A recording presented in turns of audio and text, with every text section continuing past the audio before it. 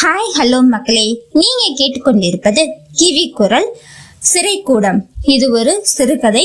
முதல்ல நான் எழுதின சிறுகதை. எனக்கு ரொம்பவே நெருக்கமான சிறுகதைன்னு சொல்லுவேன்.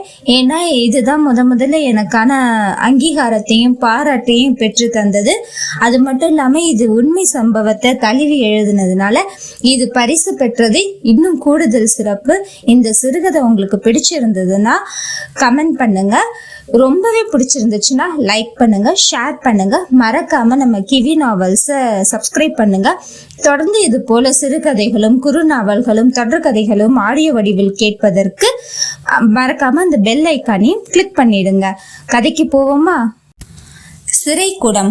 தம்பிங்களா, இந்த நேரத்துல கூட்டம் போடாதீங்கப்பா. போலீஸ் ரவுண்ட்ஸ் வர நேரம், திட்டுவாங்க. ஆள் அரவமற்ற நடுரோட்டில் ஊருறங்கிய நேரத்தில் தங்கள் இருசக்கர வாகனத்தின் பின்னிருக்கையின் மேலே கேக் வைத்து ஆர்ப்பாட்டமாக வெட்டி கொண்டிருந்தார்கள் ஐவர். யோ பெருசு, கூர்க்கா வேலை பார்த்தா அதை மட்டும் பாரு. பொருள் எடுத்தோம், ஒரே சொருகுதான், போட்டுட்டு போயிட்டே இருப்போம். எங்களை ஒருத்தனும் கேட்க முடியாது. நாங்க யார் தம்பிகன்னு தெரியும்ல. பொத்தான்கள் போடாத தன் கசங்கிய சட்டையின் பட்டாவை மேலே இழுத்துவிட்டு தினாவட்டாக பேசினான் ஒருவன். முழு போதையில் 20 வயது கூட முழுதாக பூர்த்தியாகாத இளம் சிட்டுகள் தங்களின் தலைவனின் பிறந்த நாள் கொண்டாட்டத்தை முடித்துக்கொண்டு நடுநிசியில் தெருவை அலற வைத்துக் கொண்டிருந்தார்கள். 5 காலையும் 5 தினசாக மந்தியிடம் மாட்டிய மண்டை போல சிகையை கொத்துக்கறி போட்டிருந்தார்கள். ஆட்டு தாடி, பூனை மீசை, புருவத்தில் அணிலுக்கு போட்டது போல 3 கோடுகள் வேறு விலங்கியல் போல இருந்தார்கள் ஐவரும். கையிலும் கழுத்திலும் காதிலும் இரும்பு கடை போல ஆபரணங்கள். இதில் அத்தனை பொடிசுகளின் கையிலும் ஒவ்வொரு பெண்ணின் பெயர் வேறு பச்சை குற்றி இருந்தார்கள். அவர்கள் ஹார்த்து விட்டு அம்பு விட்டதிலே தெரிந்தது அது அவர்களின் காதலி பெயர் என்று. இவர்களின் தோரணையை பார்த்து அந்த பெரியவருக்கோ இதழ் தாண்டா புன்னகை. மாப்பிள்ள, என்னடா இவன் நம்மளை பார்த்து நக்கலா சிரிக்கிறான்? எடுறா அந்த பென்சில லைட்டா ஒரு கோடு போட்டு விடுவோம். டேய், நாளைக்கு சாக போற கிழவனுக்கு பொருள் வேறையா? 4 அப்பு செவில் வாக்குல போட்டா தாங்குவானா இவன் என்றவர்கள் மீண்டும் ஒரு பீர் பாட்டிலை எடுத்து அந்த கேக்கின் மேல் ஊற்றினார்கள். ஓ என்ற கூச்சலிட்டார்கள். டே, என்னங்கடா இங்க கூட்டம்? ரோந்துக்கு வந்த காவலர்களின் குரலில் அவ்வளவு நேரம் துணையாக இருந்த நெப்போலியன் எங்கு சென்று ஒளிந்தானோ பதுங்கியது மொட்டுக்கள். எட்டி பார்த்த இன்ஸ்பெக்டர் இவர்களின் பின்னாடி வந்து நின்ற அந்த பெருசை பார்த்து, நான் எதுவும் பிரச்சனை பண்றானுங்களாண்ணா? இல்ல, நம்ம பசங்க தான், நான் பார்த்துக்கிறேன் என்று அந்த பெரியவரின் சொல்லில் காவலர்களின் வாகனம் கிளம்பியது. அடித்த மது அத்தனையும் இறங்க அந்த பெருசை பார்க்க முடியாமல் கீழே குனிந்திருந்தார்கள் அச்சிறுவர்கள். கையில் இருக்கும் 6ஆம் விரல் கங்கு அவர்களின் விரலை பதம் பார்க்க போவதை அறிந்து அதை வாங்கி கீழே போட்டு காலால் மிதித்திருந்தார் அந்த பெரியவர். பக்கத்துல தான் என் வீடு இருக்கு, வாங்க ஒரு டீ குடிச்சிட்டு போவோம். அந்த 5 சிறுவர்களும் மறுப்பு கூறாமல் அவரின் பின்னே சென்றார்கள். இன்ஸ்பெக்டர் வந்து கேட்ட தோரணையில் எப்படியும் ஒரு வாரம் தாங்கள் கம்பிதான் எண்ண வேண்டும் என்று எண்ணியவர்களுக்கு இவரின் வாக்கும் அதற்கு காவலர் கொடுத்த மரியாதையும் தானாக அவரின் சொல்லுக்கு மண்டையை ஆட்டியது. நடுத்தர வர்க்கம் என்பது அந்த பெரியவரின் வீட்டில் தெரிந்தது.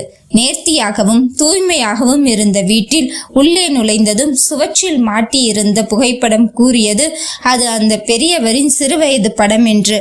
கூடவே நெருக்கமாக இவரின் கையை பிடித்து கைவளைவில் ஒரு பெண் இருக்கிறார்களே, ஒருவேளை அவரின் மனைவி போல. எங்கே ஆளை காணோம்? உள்ளே எட்டி பார்த்தார்கள் பொடுசுகள். தம்பி, வந்துட்டியாப்பா? கால் ரொம்ப வலிக்குது, எந்திரிச்சு நடக்கவே முடியல, அந்த அயோடெக்ஸ் எடுத்துதாப்பா. அறையில் இருந்து வந்தது வயதான பெண்மணியின் தழுதழுத்த குரல். வரேம்மா, நாளைக்கு ஹாஸ்பிட்டல் போலாமா? மறுபடியும் கால் வலிக்குதுங்கிற? அப்பப்போ வருது போகுது, அது கிடக்கட்டும். சாப்பிட்டியா தம்பி? உங்க கூட தானம்மா சாப்பிட்டேன். ஐயோ, மறந்துட்டேன்ப்பா. சரி, ஏதோ வெளியில பேச்சு சத்தம் கேக்குது, யாரு வந்திருக்கா? எல்லாம் நம்ம ஏரியா பசங்க தான், இப்போ கிளம்பிடுவாங்க. பின்னே உடனிருந்த பசங்களால் எவ்வளவு பட்டிருப்பான். அவரின் பயம் அவருக்கு அன்னையின் மனம் அறிந்து அவர் கேட்கும் முன் அத்தனை கேள்விக்கும் பதில் தந்தால் அந்த பெரியவர். அன்னையை கவனித்து விட்டு வந்தவர் டீ தயாரித்து அந்த சிறுவர்களுக்கும் தனக்கும் எடுத்துக்கொண்டு அவரின் புகைப்படத்தையே பார்த்து கொண்டு நின்ற பசங்களின் அருகில் வந்து நின்றார். அது தாத்தா, உங்களை பத்தி தெரியாம நாங்க இவ்வளோ நாளா உங்ககிட்ட வம்பு, ஆனா நீங்க கோபமே பட்டதில்லையே. மென்மையாக புன்னகை புரிந்தார் அவர். சொல்லுங்க தாத்தா, நீங்க ரிட்டையர்ட் போலீஸா? என்னவா இருந்தீங்க?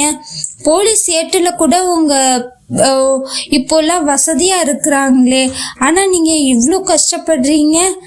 நான் சரித்திர பதிவேட்டு குற்றவாளி. பெரியவர் கூறிய பதிலில் வாயில் சென்ற டீ வெளியே வந்தது அந்த சிறுவர்களுக்கு. நானும் உங்களை போலதான் ஒரு காலத்துல பொறுப்பில்லாத அப்பனுக்கும் ஏமாளி அம்மாவுக்கும் பிறந்தவன். அந்த ரூம்ல இருக்கிறது எங்க அம்மா தான். நான் சின்ன பிள்ளையா இருக்கும்போதே எங்க அப்பா இறந்துட்டாரு. எங்க அம்மா தான் 4 வீட்டுக்கு வேலை செஞ்சு பாத்திரம் கழுவி என்னைய வளர்த்தாங்க, படிக்கவும் வச்சாங்க. படிப்பு வரலப்பா எனக்கு. பசங்க கூட சேர்ந்துட்டு ஏரியால சுத்துவேன். கண்டிக்க யாரும் இல்லையே. கண்டிக்க கூட இருக்கிற யாராவது வந்தாலும் தூரத்துல பேசியே தள்ளி நிறுத்திடுவேன்.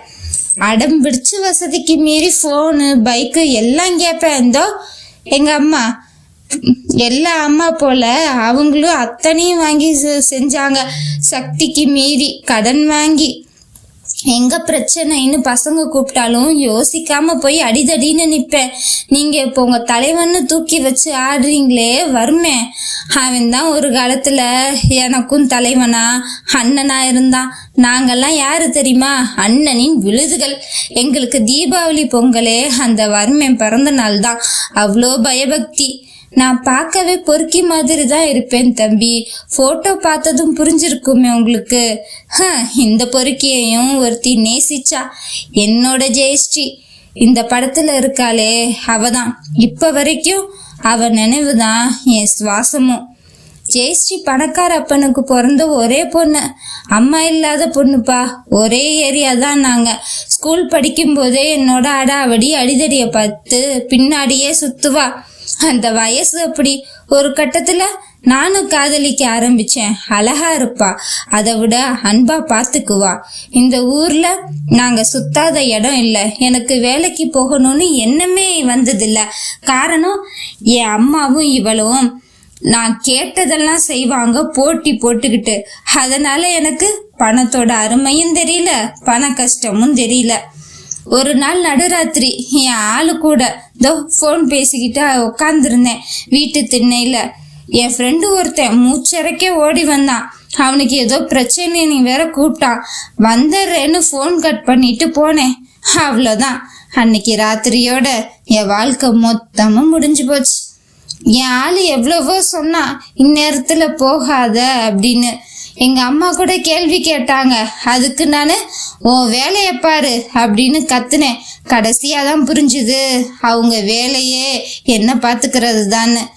அவசரமா பைக் எடுத்துட்டு கிளம்புனேன். அந்த ஏரியால சிசிடிவி இருந்ததை கவனிக்காம என்ன பிரச்சனைன்னு முழுசா கேட்காம நண்பன் காட்டுனவனு அடிச்சோம். காட்டுத்தனமா அடிச்சோம். போலீஸ் வண்டி சத்தம் கேட்டு ஆளாளுக்கு ஒரு பக்கம் ஓடணும். என்ன தவிர அத்தனை பேரும் தண்ணியில இருந்தானுங்க. நான் குடிக்க மாட்டேன் தம்பி. என் ஆளுக்கு சுத்தமா பிடிக்காது. தண்ணி, தம்மு, பாக்கு எந்த பழக்கமும் இல்ல. நான் என்கிட்ட இருந்த ஒரே கெட்ட பழக்கம்னா பசங்க கூப்பிடுறாங்கன்னு கண்ணு மண்ணு தெரியாம போய் சண்டையில குதிப்பேன். அவ்வளவுதான். அங்க வந்த போலீஸ் நாங்க அடிச்சு போட்டவன குத்துயிரா கொண்டு போனாங்க ஆம்புலன்ஸ்ல. அவனும் ஒன்னும் யோகியெல்லாம் இல்ல. அடுத்தவன் பொண்டாட்டிய கைய பிடிச்சி இழுத்துதான் அங்க வம்பே வந்துச்சு. ஆனா அந்த பஞ்சாயத்து எனக்கு தேவையே இல்லை. ஏன்னா அவன் கைய பிடிச்சி இழுத்தது என் பொண்டாட்டியே இல்லை. ஒரே வாரத்துல போலீஸ் கிட்ட மாட்டிக்கிட்டோம். அட்டெம்ப்ட் மர்டர் கேஸ்ல உள்ள போனோம். நானும் என்னோட 4 ஃப்ரெண்ட்ஸும். சிசிடிவி கேமரால என் முகம்தான் தெளிவா இருந்தது. என் மேல கேஸ் ரொம்பவே ஸ்ட்ராங் ஆச்சு. எந்த நண்பனுக்காக போனோமோ அவன் மாட்டிக்கவே இல்லையே. பிரச்சனைன்னு வந்தா நான் பாத்துக்கிறேன் மச்சின்னு எங்க தப்ப தட்டி கொடுத்த என் தலைவனும் எங்களுக்காக வரலையே. எங்க காதல் எங்க 2 பேர் வீட்டுக்கும் தெரியும். என் கேஸ் விஷயம் தெரிஞ்சு ஜெயஸ்ரீக்கு அவசரமா கல்யாணம் ஏற்பாடு பண்ணிட்டாங்க.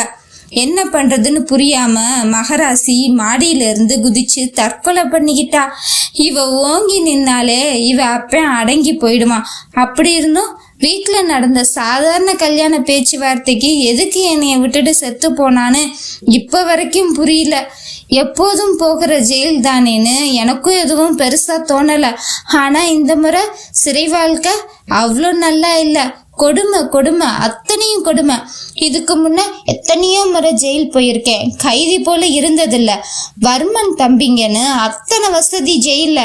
ஏன்னா அவனுக்கு பதிலாக தானே நாங்க உள்ள போனோம், அதனால வீடு போலவே தான் சுத்தணும். ஆனா இந்த முறை நான் பார்த்தது இதுவரை பார்க்காத சிறைக்கூடம், உண்மையான சிறைக்கூடம். அச்சு சோறு, பூட்ஸ் மிதின்னு நொந்து போயிட்டேன் தம்பி. வார்த்தை கூட ஊசியா குத்தி கொன்னுட்டானுங்க.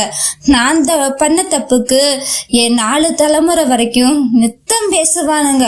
அவ்வளோ ஆபாசமா இருக்கும், காது கொடுத்து கேட்க முடியாது. கத்தி கத்தி அழணும்னு தோணும். அழுதேனே, ஆம்பளை ரவுடின்னு திமிர் போக கத்தி கத்தி அழுதேன். என்னைய பார்க்க வந்த எங்க அம்மா கிட்ட வயசை மறந்து என்னை கூட்டிட்டு போயிடுமா அடிக்கிறது வலிக்குதுன்னு கதறி கதறி அழுதேன். ஜாமீன்ல வெளியே வந்தேன். அதுவும் அந்த புண்ணியவதி அது போட்டிருந்த எல்லாத்தையும் கலட்டி வித்து கொண்டு வந்துச்சு. கையெழுத்து போட மட்டும் போனா போதும். எனக்காகன்னு எங்க அம்மா மட்டும்தான் ஊரோட ஏச்சு பேச்சு எல்லாம் வாங்கிட்டு இருந்துச்சு. என்னை கூட்டிட்டு போன நட்போ என் தலைவனோ எவனும் எனக்காக இல்லை. வெளியே வந்த எனக்கு என் ஆளோட இழப்பு ரொம்பவே குற்ற உணர்ச்சி ஆகிடுச்சு. என் பேரும் போட்டோவும் பேப்பர் முழுசு வந்து எங்கேயும் வேலையும் கிடைக்கல, என்ன மனுஷனாவும் மதிக்கல.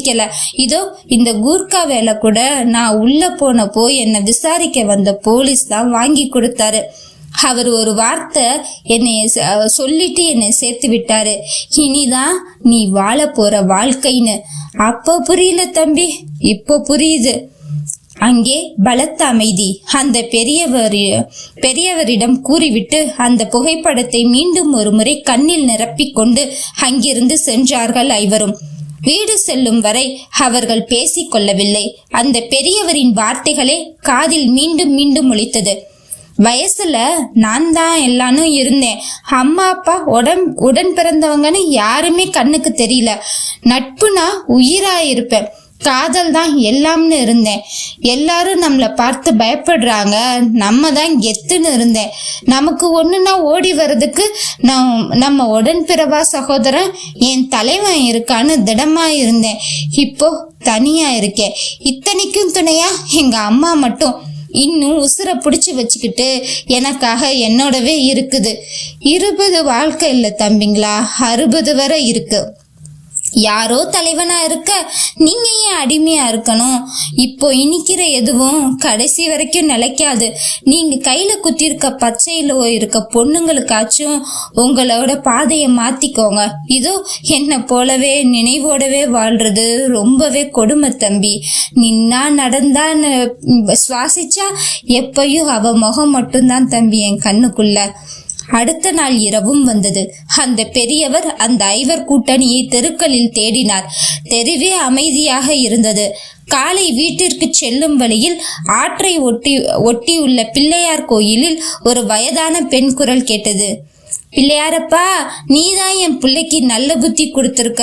பசங்க கூட சேர்ந்து ஊர் சுத்தினவன் இன்னைக்கு தனியா வேலைக்காக வெளியூர் கிளம்பி இருக்கான்.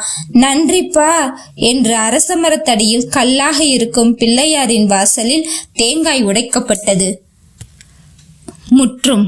ஒரு சோஷியல் மெசேஜுக்காக நான் அப்போ பார்த்த நிறைய இன்சிடென்ட்ஸை கோர்வையாக வச்சு தென் எனக்கும் பக்கத்தில் நடந்த உண்மை சம்பவத்தை வச்சு நான் எடுத்த எழுதின கதை தான் இந்த சிறுகதை. ரொம்பவே மனசு கனமாக தான் எழுதியிருக்கேன். அதில் சொல்லியிருக்க ஒவ்வொரு வரியையும் கேட்குற யாரோ ஒருத்தர் கொஞ்சம் மனசு மாதிரி வாழ்க்கைனா என்னன்னு புரிஞ்சுக்கிட்டா கூட நான் ஒரு எழுத்தாளராக நான் ரொம்ப சந்தோஷப்படுவேன். இதை கேட்குற உங்களோட டீனேஜ் பசங்க, டீனேஜ் ஃப்ரெண்ட்ஸ் எல்லாருக்கும் ஷேர் பண்ணி தயவு செஞ்சு 20 மட்டும் வாழ்க்கை இல்லை, 60 வரைக்கும் நம்ம வாழணுங்கிறத அவங்களுக்கு சொல்லுங்க. Thank you so much.